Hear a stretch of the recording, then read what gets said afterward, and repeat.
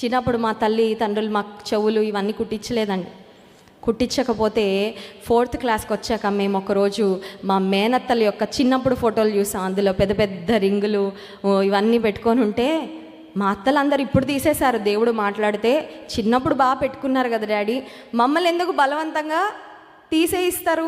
మాకు ఇష్టమైనప్పుడు ఏసే మాకు చెప్తే మేము కూడా తీసేస్తాము, కానీ మాకు కూడా కావాలని మా మేనత్త మమ్మల్ని తీసుకెళ్ళి కుట్టించారండి. ఇంటికి రాగానే మా నాన్నగారు అన్నారు, మామూలుగా ఏమంటారండి, మంచిగా ఉంటే నీ ముఖం బాగా చూడాలనిపిస్తుంది అంటారు కదా, ఇంత అలంకరణగా ఉన్నామంటారు. మా డాడీ అన్నారు, మీ ముఖం నేను చూడని వెళ్ళిపోండి అన్నారు.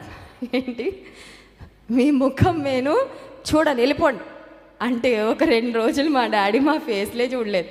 ఎందుకంటే ఆయనకి ఇష్టం లేకుండా ఈ చెవులు ఇవన్నీ కుట్టించుకొని వచ్చాం. చూడండి, లోకంలో ఉన్నవారికి దేవుల్లో ఉన్నవారికి చాలా తేడా. లోకంలో ఉన్న వాళ్ళు నువ్వు తీసేస్తే నీ ముఖం చూడలేని అంటారేమో, కానీ దేవుల్లో ఉన్న వాళ్ళకి ఇది కాదు అసలు అలంకరణ. ఆత్మ సంబంధమైన అలంకరణే నిజమైన అలంకరణ.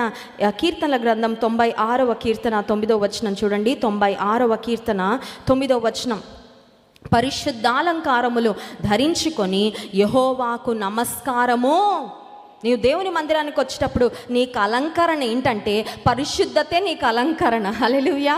ఒక విశ్వాసికి అలంకరణ ఏంటంటే పరిశుద్ధతే ఒక విశ్వాసికి అలంకరణ. దేవుని దృష్టిలో దేవుని మెప్పించే అలంకరణ, దేవుని దృష్టిలో సౌందర్యవంతులుగా ఎలా తీర్చిదిద్దబడాలండి? పరిశుద్ధ జీవితమే ఆయనకు నచ్చే, ఆయన మెచ్చే అలంకరణ.